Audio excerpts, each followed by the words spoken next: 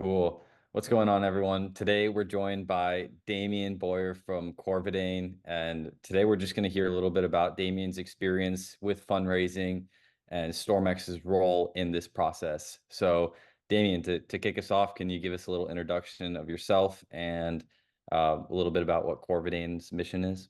Of course. Yeah, I'm Damion Boyer. I'm a co-founder and CEO of Corvidane, and we're developing a novel drug to treat cardiovascular and metabolic diseases, specifically atherosclerosis and the liver disease that is known as MASH. Okay, okay. And so, in terms of your fundraising efforts, what has been the guiding principle? What has been your goal with fundraising, and when did you start trying to raise capital for Corvidane? Yeah, pretty much from day one.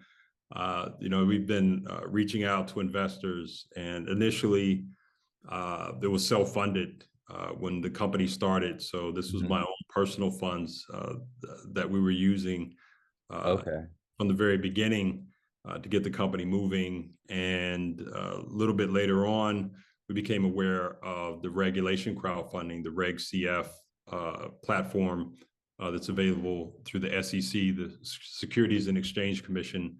And we had some success with that.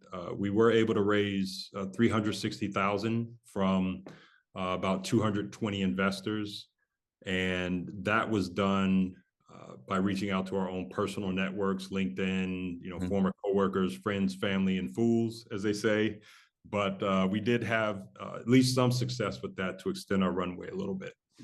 Okay. And so in this current round you're in, what were some of the biggest challenges that you were facing during that initial period before you jumped on StormX?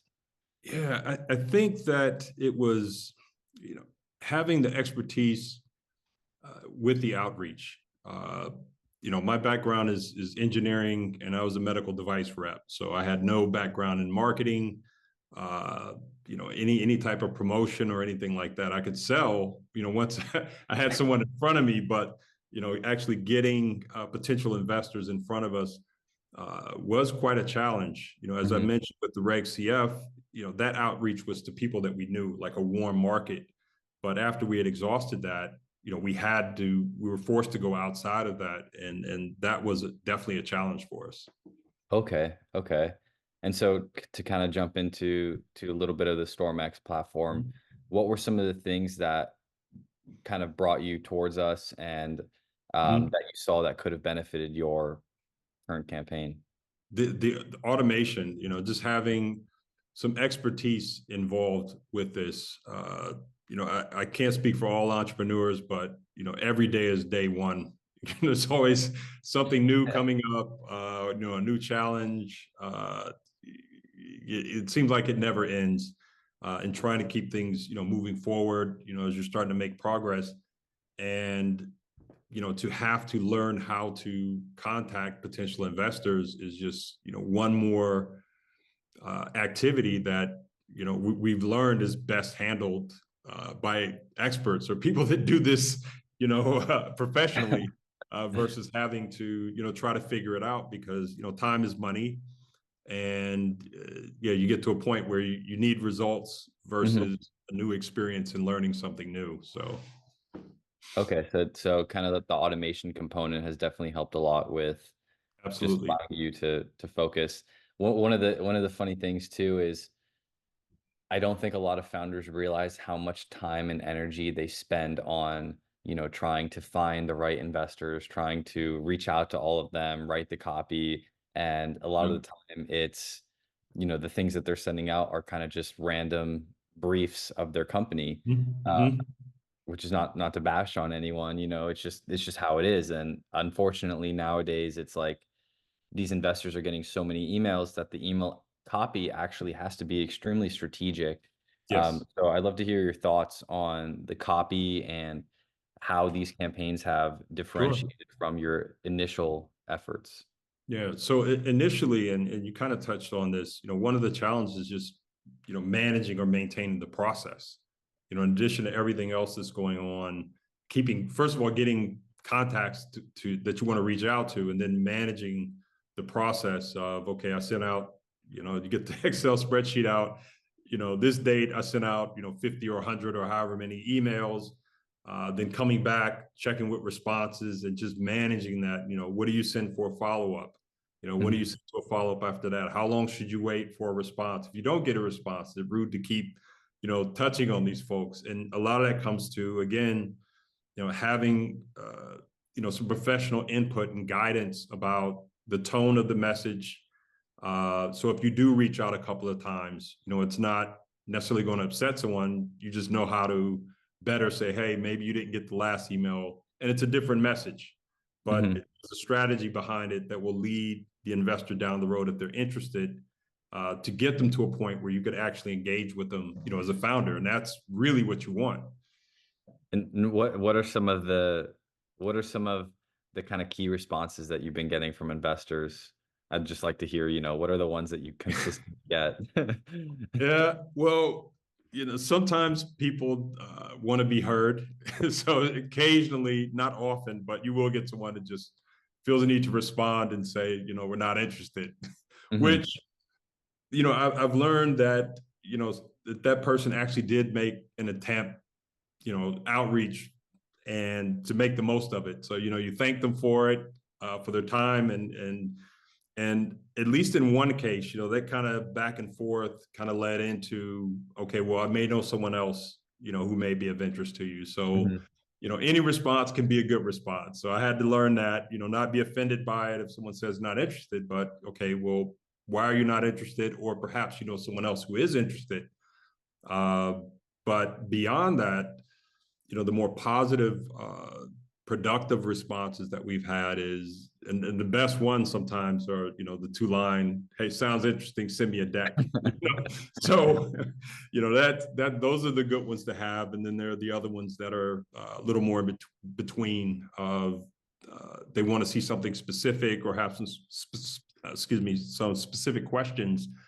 But at the end of the day, that's what you want. You just want to be able to start engaging with the investor, even if it starts out with a small conversation, just to get that dialogue going.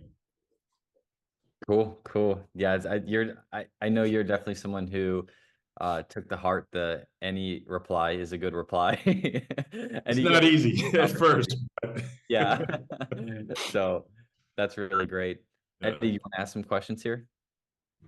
Yeah, this is actually advice for founders, you know, and we were talking about this a couple days ago too, Damion. Like, where people, they think it's the end of the world where somebody says no, right? Or it's not a good fit.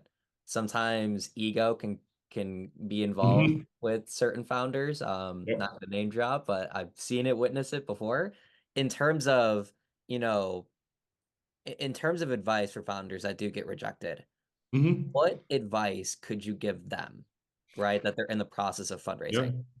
Yeah. I would say, and I am fortunate that I had a career in sales. I was a medical device sales rep for a number of years. Before that, I was in telecom. So I'm used to hearing no. Like, I wake up every day knowing that I'm going to hear no all day. So I'm at an advantage because a lot of founders may come into their company or create this idea not having that experience. But what I would share with anybody is that, don't be afraid of the no. A no is not necessarily a bad thing. And in fact, going back to what I was saying before, if you have any type of engagement or dialogue with someone, and no is their response, take advantage of the opportunity and ask why. Or do you know of someone else who might be interested or have an appetite for what we're doing? Because the only bad thing about a no is not finding out anything, just letting it go. Someone says no and just letting it go. At the end of the day, if they're never going to talk to you again, you have nothing to lose by asking for advice. And I've heard this a few times. If you want money, ask for advice. And sometimes you mentioned ego earlier. Sometimes it's on the other side of that. Someone will say no, but they may have an ego and they want to tell you everything that they know about what investors think. But you never know if you don't ask the question. They may never respond, but if they do, there may be something valuable in that response that may help prepare you for the next investor that you engage with. And as I said, I've been through this enough before with my former career that whenever possible, I try to take that no and at least learn something from it. Like, don't just let it be a no and walk away from it. Try to get something out of it. So that would be my advice to anybody that's in this situation, dealing with rejection daily. I like I love that. Ask for, what is it? Ask for money, get advice. Ask for advice, get money. Yeah, And especially with sales too, whether it's, reaching out to investors or, medical device sales. It's like, if people weren't going to say no, there'd be no such thing as sales. Like a sales rep who, if you're trying to pitch, yeah, if you're trying to do something, like, you should always be expecting them to say no, because that's what you've trained for. That's what you're prepared for. You're yeah. prepared for them to say no. And yeah, Yeah, that, you're prepared for it, but the more you do it and the more you're able to engage with people who maybe it's just not, it may be a no for now. They may just say no, but the reason may be, well, we don't have funding right now. What you're doing is interesting, or maybe they know someone else, or perhaps there's something that could come out of an exchange or a dialogue that maybe wasn't mentioned in your pitch deck that might be of interest to this person. But it gives you an opportunity to qualify. If someone says, well, we don't think you have X, Y, and Z, then hold them to that. Say, okay, well, if I get X, Y, and Z done, then you're telling me that we can come back and re-engage, or I can try again. So, even something like that could be considered a win, because you have that knowledge of what you need to do to advance your objective, and you have someone to go back to. So Mhm. And I do have another question on top of that one. So, you know, feedback again, it's so important. When somebody rejects you, right, whether it's in a potential investment, mhm. how do you prepare yourself for the next investor meeting that comes to you? Should take a deep breath, or maybe a day. Yeah. Depending on how brutal the objection is. But yeah, not necessarily to that extreme, but yeah, talk to either a friend or someone else on the team, or if you have an advisor or a mentor or someone, and try to have a dialogue about what you learn from that objection or that rejection, because that may change who you start approaching. uh, as crazy as it sounds, you may not be asking for enough money. Someone may be passing because, well, we like what you're doing, but if you're trying to raise 5 times that, maybe we'd be more interested because of the ROI. But you don't know that if you're not asking. But maybe it's the other way around. Maybe you're asking for too much. Okay, well, again, if we can raise X amount and we can deliver on that, then perhaps we can talk about continuing to raise money with you. But coming back to your comment or your question, try to have some dialogue. Get out of your head, put it out there, get some feedback, and then regroup and either go back out to other investors, or maybe you need to tweak your pitch a little bit. Maybe include some different information that might spark investor interest. One So thing I that's what we do. It's a constant, never-ending process. One thing I really like about you, Damion, is you've really honed in on testing and trying new things to see, how can I better my pitch? Not only how can I better my pitch, but what can I do to, slightly change the way that I'm presenting myself and see what it does. For instance, everything is remaining constant with the StormX platform. So your scripts, we've optimized the scripts, the contacts, all that. And then the other things, that being in place gives you the space to play around a little bit, play around with, okay, maybe I should change my raise amount. Maybe I should say this. Maybe I should try this. It gives you that leeway. And I've seen you do that. And you've mentioned some of the different fun strategies you've tried and that have worked well, which is Yeah, really yeah, awesome. And yeah. and thank you for that, and thank you guys as well, because having uh, that vehicle, that mechanism in place, that it gives you as a founder the freedom or the ability to tweak the message and not necessarily have to worry about the back end. And because of the analytics, you can look and see, okay, we're getting a bit more traction with this approach, or maybe, a much smaller intro letter or more detail. Like, you keep changing it until you finally dial in on something. So yeah, it's it's not necessarily by desire, but yeah, we've had to adapt and adjust quite a bit, but ultimately it does pay off. Great. Eddie, you have any more questions about some advice stuff?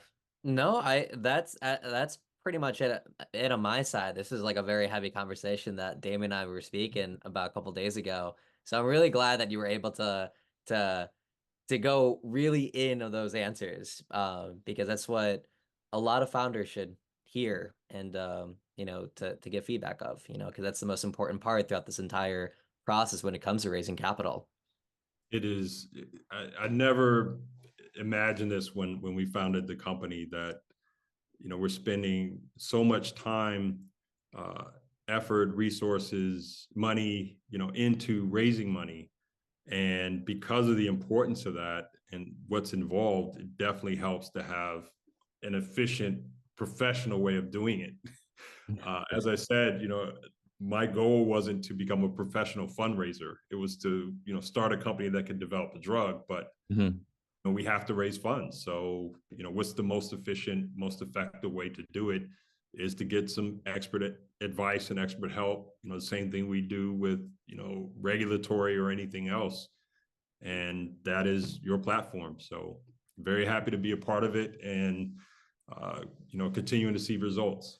We really appreciate, your feedback for us and helping us grow too. We've been working together for quite some time now. So you've definitely seen the changes that we've made over time, and we've seen you and Yeah, your exactly. development as a fundraiser, and seeing just, your progress as well, and Corvidane's progress. So it's definitely been a really great experience working with you. To kind of, finalize things in this call, I kind of want to just give you the grounds for any advice you would want to give to founders, executives who are currently raising capital, anything you want to just throw out there and say, keep in mind. I would say, if you really believe in what you're doing, almost be, what's the word I'm looking for? Selfless, not, what do they call it? Stubborn. Yeah, definitely stubborn, persistent, shameless in promoting what you're doing. And maybe not to the extent of, but I guess what I mean is always be promoting and talking about what you're doing, because you never know who knows who.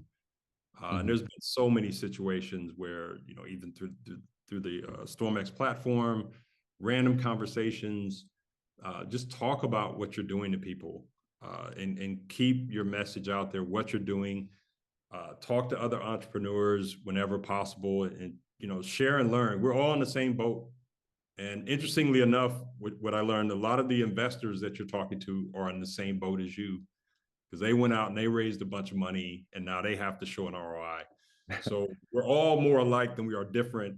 What I'm finding is that it's been a bit more of a challenge to understand how the investors think, but we're getting better at that. Trying to figure that out, and that comes from getting a lot of rejections. It comes from trying to engage investors after they've said no, talking to other entrepreneurs who maybe got funded, or even if they didn't get funded, and just keep building your knowledge base and keep trying. Like, don't quit, keep trying different things.